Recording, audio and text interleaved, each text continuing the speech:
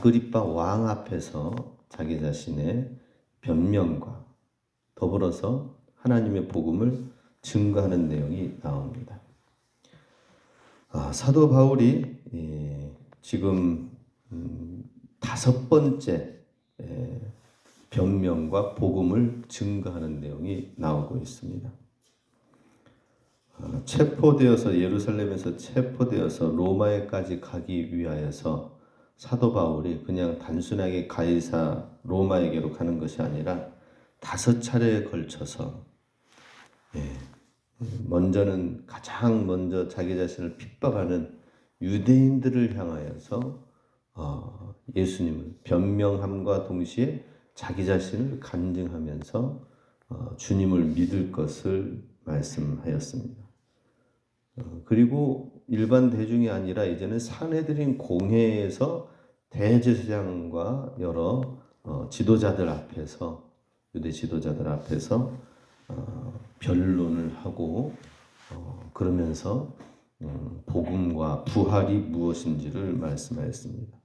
그리고 세 번째로는 벨리스 총독에게 하고 또 얼마 안 있어서 잠깐 교체하게 될 베스도 총독에게 하고 그리고 고민이 돼서 아그리빠 왕이 왔을 때 이 가이사 황제에게 어떻게 상소의 제목거리를 가질 것인지 베스도 총독과 아그리빠 왕이 같이 들을 때에 오늘 본문 그 왕 앞에서 총독 앞에서 자기 자신을 변론하고 그리고 복음을 간접적으로 혹은 직접적으로 전하게 되는 것을 보게 됩니다. 2절 말씀에 보면은 아그리빠 왕이여 유대인이 고발하는 모든 일을 오늘 당신 앞에서 변명하게 된 것을 다행히 여기나이다. 아그리빠 왕 앞에서 변명하는 것은 어떤 면에서는 변명이지만 지금 이 내용은 어떻게 예수님을 만나게 되고 믿게 되었는가, 그리고 자기 자신이 이전에 핍박했던 존재였었다. 그리고 핍박했던 사람이 어떻게 이렇게 180도 새롭게 예수님을 믿는 사람이 되었는가 하면서 거기에서 같이 신앙생활 믿을 것을, 예수님을 믿을 것을 말씀하고 계십니다. 먼저 당신 앞에서 변명하게 된다. 모든 일에 있어서 변명이지만은 사도 바울은 복음을 증거하고 전파하는 기회로 삼는 것을 보게 됩니다. 우리도 사도 바울처럼 왕 앞에서 담대하게 전하는 내용이 나오죠. 나뿐만 아니라 모든 사람이 다 29절에 나와 있습니다. 28절 말씀에 바울아 내가 적은 말로 나를 권하여 그리스도인이 되게 하려 하는도다 라고 말을 할 때에 바울이 말이 적으나 많으나 당신뿐만 아니라 오늘 내 말을 듣는 모든 사람도 다 이렇게 결박된 것 외에는 나와 같이 되기를 하나님께 원하나이다.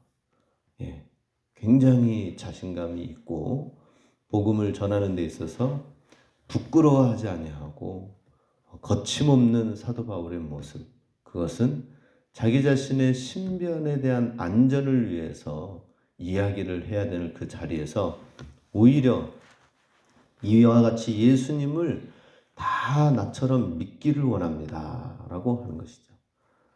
예수님으로 말미암은 복음에 확신이 있다는 것입니다. 우리도 지혜롭게 전해야 되겠죠. 사람들한테 전할 때에는 지혜롭게 해야 됩니다. 요즘에 예수천당 불신지역 하면은 기분 나빠서 안 옵니다. 사람들이. 제가 지난번에 초창기에 와서 티슈에다가 좀 복음에 관한 설명이 나오는 게 있는데 문구 중에서 사람들한테 전할 때 어떤 내용이 있었느냐 하면은 천국, 예수님을 믿으면은 천국을 이제 가게 됩니다. 뭐 이런 얘기. 그러나 그렇지 않으면은 영원한 멸망이 있습니다. 이런 좀 내용을 풀어가지고 쓴 내용이 있었습니다. 그런데 그걸 어떤 분이 티슈 받은 분이 언젠가 얘기를 하는 거예요. 티슈를 보여주면서 이 내용을 보여주면서 굉장히 기분 나쁘다는 식으로 이 뭐 교회 나가지 말라면 지옥 가라는 소리냐 하면서 그렇게 얘기를 하더라고요. 대놓고 얘기하시더라고요. 그래서 이 말씀을 좋은 쪽으로 예수 믿고 천국 가야 된다는 쪽으로 생각하지 않고 기분 나쁜 쪽으로 이렇게 먼저 생각을 하는구나. 그러니 복음 전하는 데에도 참 지혜가 필요합니다. 그리고 사람들의 그런 여러 가지 모습을 다 상황을 보면서 할 수는 없지만은 정말 지혜가 필요한 것을 보게 됩니다. 사도 바울은 어떤 지혜를 가지고 전하였습니까? 때를 얻든지 못 얻든지 복음을 전할 때 왕의 마음을 베스도 총독의 마음을 간접적으로 내가 예수님을 만났는데 다메섹에서 만났는데 어떻게 했어요? 정오의 태양보다 더 밝은 빛이 우리를 비쳤습니다. 그래서 뭔가 일반적인 태양이 아니라 더 광명한 빛이 있다는 것을 이야기를 하고 있죠. 그러면서 자기 자신이 주님을 믿게 된 과정들을 얘기할 때에 그리고 나와 같이 다 이 결박된 것 외에는 다 주님을 믿고 부활의 복음을 믿기를 원합니다 하는 것을 보게 됩니다. 그동안 사도 바울이 복음을 증거하면서 자기 자신의 예수님을 믿기 전에 핍박했었던 모습들을 이야기를 합니다. 그 모습을 어떻게 표현했습니까? 16절에 보면은 14절에 보면 사울아 사울아 내가 어찌하여 나를 박해하느냐 가채를 뒷발질하기가 내게 고생이니라. 뭐 밤송이를 뒤에 달고 다닌다라는 그런 뜻으로 생각하면 될 것입니다. 걸으면 걸을수록 계속 찔리는 그런 살면 살수록 더 열심히 뛰면 뛸수록 밤은 더 세게 찌르고 그러는 거죠. 천천히 걸으면은 살짝 찔리지만 더 열심히 뛰고 하면은 뛸수록 더 자기 자신을 찌르는 가시제가 있다 하는 것입니다. 이것은 무엇을 말합니까? 예수님이 없는 인생은 계속해서 살면 살수록 마이너스 인생이다 하는 것입니다. 예수님 믿지 않는 불신자들은 둘째 치고 믿는 우리 가운데에서 우리도 마찬가지입니다. 예수님과 함께 하면서 예수님과 동행하면서 어떻게 살 것인가 이것을 놓고 우리가 정말 고민을 해야 될 때입니다. 요즘 코로나 시기는 그렇죠? 그냥 단순하게 그냥 교회 다니는 거가 아니라 온라인으로 예배를 드리는 이 상황 가운데에서 많은 사람들이 그냥 뭐 이렇게 드리면 되는 거 아니냐 오히려 더 편하게 생각을 하고 안 나올 기회로 삼습니다. 예전에는 그래도 좀 관계가 있고 또 얼굴 체면이 있고 계속해서 또 함께 교제하고 그러니까 예 알겠습니다 하면서 나와 주는 그러한 모습들도 있었지만은 요즘에는 아예 이제 공개적으로 얘기를 하죠. 코로나 때문에 교회 나중에 나갈게요. 할 말이 없습니다. 할 말이. 요즘에 이제 우리가 사는 이 시대에는 정말 믿음으로 사는 것이 무엇인가? 우리가 믿음으로 사는 것을 보게 됩니다. 예수님이 없는 인생은 마이너스 인생이 될 수밖에 없다 하는 것입니다. 이제는 예수님을 적극적으로 찾아야 돼요. 적극적으로 예수님이 내 안에 있다는 사실을, 내가 예수님과 함께 한다는 사실, 내가 예수님과 이렇게 믿음 신앙생활을 한다는 사실을 우리가 적극적으로 이제는 취해야 될 때다라고 하는 것입니다.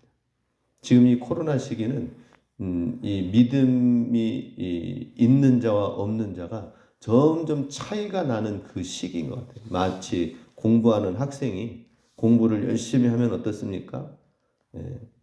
시험을 앞두고 열심히 공부하면 할수록 공부 열심히 하는 친구들은 노하우가 점점 개발되어지고 발달되어져 가지고 이제 더 앞질러 나가는 시간들이 됩니다. 그래서 우리 감사하게도 우리 근민이, 근준이가 앞에서 이제 먼저 근정이가 고생하는 모습을 좀 보았어요. 아, 그러니 이거 국어, 영어, 수학은 미리 하지 않으면 안 되겠구나. 하루아침에 암기 과목처럼 되는 게 아니구나.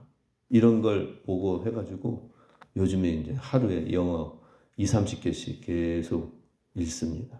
외웁니다. 예.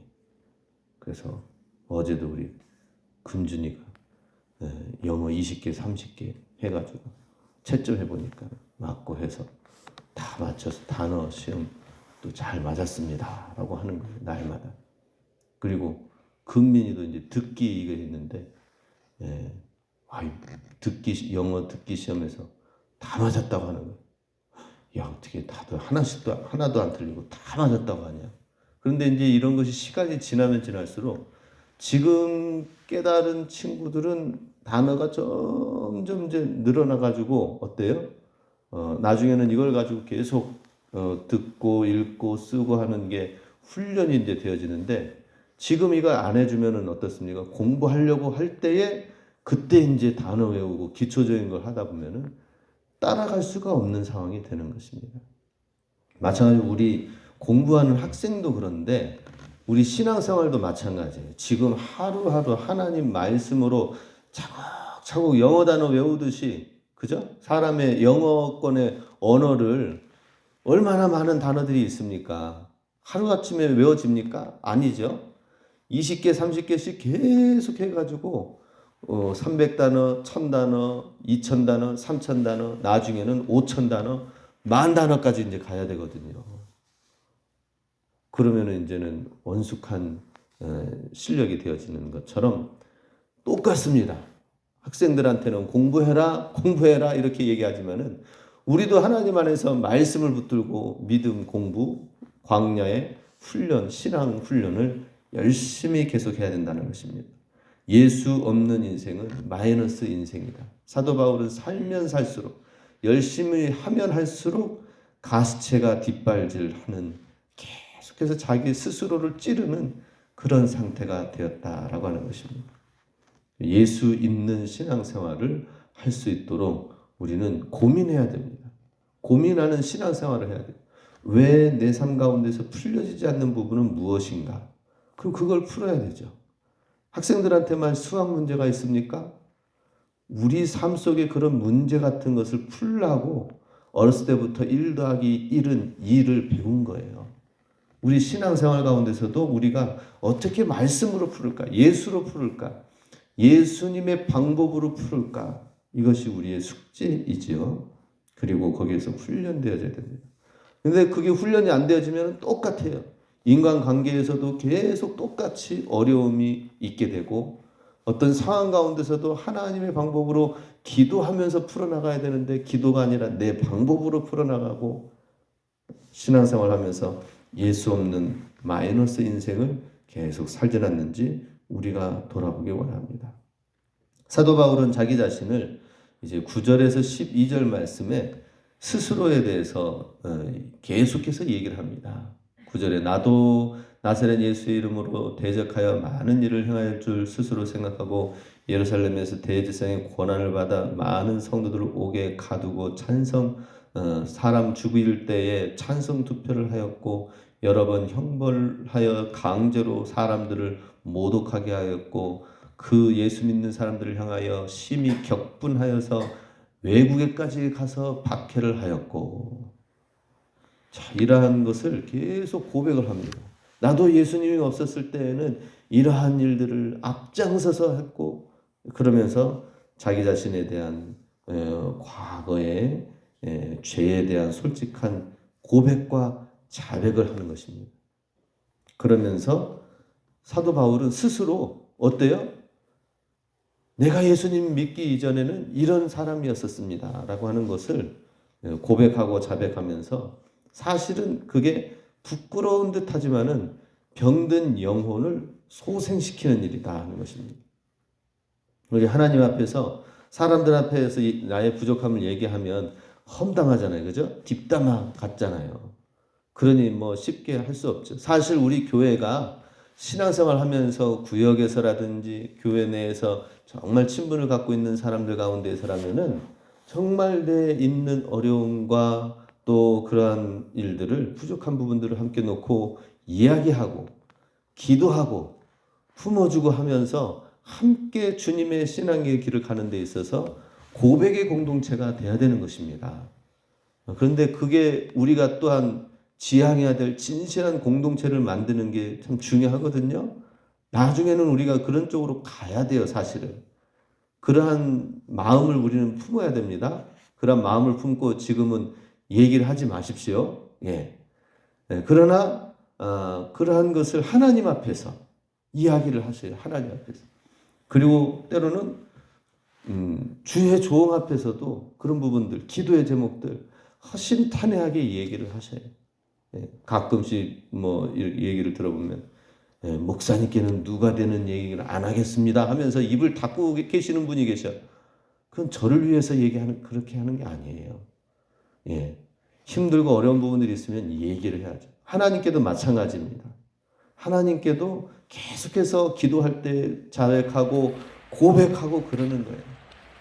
그러니 또 기도 시간에 어떤 분이 그랬다죠. 새벽 기도 시간에 방언 기도를 못하니까 또 또박또박 하는 소리로 하나님 어제는 우리 남편이 나를 얼마나 이렇게 괴롭게 하는지 우리 가정을 뭐 이렇게 고쳐주세요 뭐 하면서 하는데 사람들이 다 들으니까 또 그러면 또 좀 그렇잖아요. 그죠?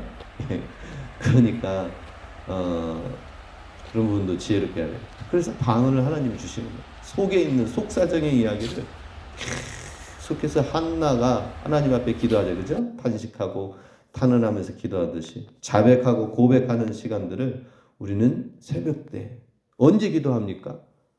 집에서 이렇게 열심히 기도하는 시간이 있으면 그런 시간이 있으면 정말 대단하죠. 감사하죠.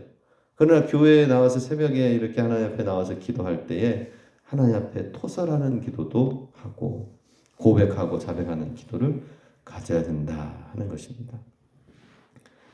14절 말씀에 사울아 사울아 내가 어찌하여 나를 박해하느냐라고 말씀하고 있습니다. 사울을 부를 때에 예수님의 마음은 어땠을까요? 사울아 사울아. 이것은 정말 예수님이 사도 바울이 지금 사랑스럽습니까? 예수님을 믿는 자들을 살기가 혈기등등하여서 죽이려고 막 다니는 이 사람을 향해서 예수님은 사울아 사울아 내가 어찌하여 나를 박해하느냐. 이 말씀 한 가지로 사도 바울이 꼬꾸라진 거 아닙니까? 우리도 정말 예수님의 마음을 품으면서 영혼들을 우리가 대할 수 있어야 되겠다 하는 것입니다. 네. 우리 모두가 다 주님 앞에서 신앙생활 열심히 하면은 얼마나 좋겠습니까? 그러나 우리가 기도하고 중보해야 될 영혼들이 많이 있습니다. 그럴 때에 사울아 사울아 주님이 부르신 그 마음, 그 심정을 우리가 가지고 기도하기를 원합니다. 사도 바울은 가시체를 뒷발질하기가 내게 고생이라 라고 하였는데 사도 바울은 지금 스스로 뭔가 열심히 하면서 성과를 이뤄내고 있는 중에 있습니다. 대제사장들의 권한과 위임을 받아가지고 해나갈 때에는 얼마나 유대인들한테서 바리새인들한테서는 인정을 받았겠습니까? 그렇지만은 지금 당장은 뭔가 출세하는 듯하고 앞장서는 듯하지만은 하나님 말씀의 뜻과 방향을 잘 정하여서 나아가지 않으면은 그것은 너무나 큰 불순종과 아픔과 고통이 따른다라고 하는 것입니다. 사도 바울이 굉장히 이방인들을 전하면서 복음을 전하면서 수많은 어려움들이 많이 있습니다. 그거는 어떤 면에서는 그가 스데반의 현장에 죽는 그 순교하는 현장에 있을 때에 같이 있었거든요. 사람들을 괴롭히고 죽이고 했던 모든 현장에 있었던 그 과거의 그런 모습이 있는 만큼 사도 바울의 복음의 현장 가운데서는 그것에 대한 미안함, 그것에 대한 안타까움, 그것에 대한 자기 자신의 과거의 그런 잘못된 것에 대한 어떤 면에서는 영혼의 발버둥인 것 같습니다. 발버둥. 그리고 그렇게 열심히 핍박하는 데 열심이었다면 이제 주님을 만났다면 예수님을 전하고 예수님을 전파하는 데에 그만큼 또 열심을 갖기를 원했던 것이죠. 그래서 사도 바울이 핍박한 만큼 또 복음을 얼마나 열심히 전합니까? 그래서 불순종한 모든 시간들을 돌아볼 때에 우리가 이제는 순종을 하기를 힘써야 된다 하는 것입니다. 이전에 불순종했던 모든 시간들을 볼 때에 이제 우리가 하나님 앞에서 순종하며 복음을 주님의 사랑을 전하는 일에 더 열심을 내야 된다 하는 것이죠. 사도 바울은 이전에 그 핍박과 그 열심을 돌이켜서 이제 복음 전하는 일에 열심히 했던 것을 보게 됩니다.